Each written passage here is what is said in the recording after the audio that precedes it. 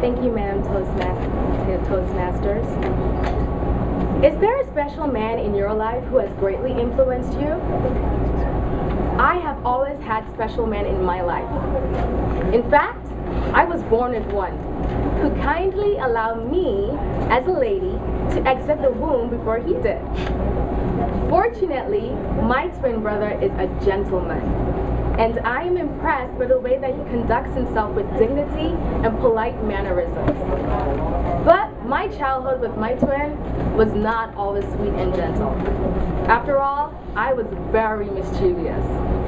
I would aggravate him by interrupting his reading or even bugging him when he tried to sleep.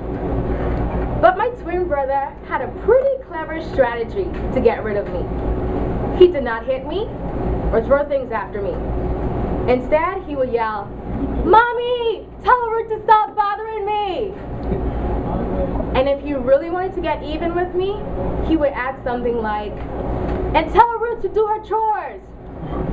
Or, "Tell Ruth to cut her fingernails," because I did not like to do either of them. But all in all, we are very good friends. My twin has been my lifelong advisor, bodyguard, escort, and coach. And the last time I checked, he has never charged me for any of that. The next special man in my life was not only responsible for my prenatal accommodations, but was always present in my life and home.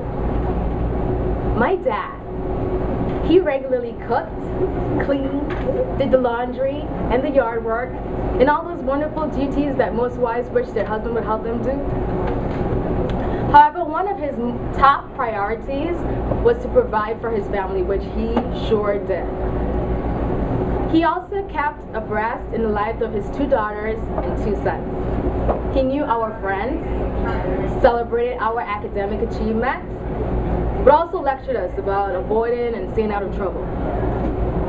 Most of all, I enjoyed receiving treats from my father. I looked forward to him coming home after his Friday night work shifts, when he would bring candy, marshmallows, pastries, and all those treats that were kind of an unspoken contraband in our home. But I love that my father took the time to celebrate our birthdays. He would whip up a cake from scratch. He would manually blow out the balloons with his mouth and purchase way more treats for us to enjoy and all of our friends. In my eyes, my daddy is a sweetheart. Finally, the third special man in my life is Jesus the Christ. I am fascinated about Jesus. He was like a historical man who did things that was very human, like sleep, eat, and cry. Yet did things that no human can account for but to attribute to a supernatural being, like walking on water, calming a storm, and restoring health to the people. More so, he made radical statements, which can easily classify him as a liar, a lunatic, or even Lord. For instance, he said, "I am the way, the truth, and the life. No man cometh unto the Father but through me." Growing up in church, I quickly learned about God's love and offer of forgiveness he provided through Jesus. And the moment I believed and accepted Jesus for who he said he is, my life was rearranged. He has given me hope, joy, and peace like none other. At times when I feel lonely, I remember Jesus' promise that he will never leave me or abandon me.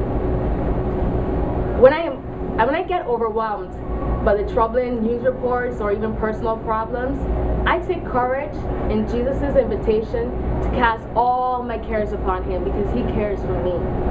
And when I begin to worry about the future, I am reminded that he is in control and I can trust him in all things and all the time.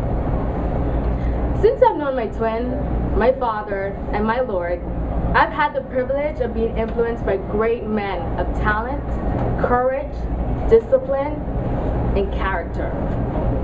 Although most of these men are still present in my life, I am eager to meet the next special man. Perhaps he may be a Toastmaster, like many of you who are eloquent, ambitious, and competent leaders. Madam Toastmaster.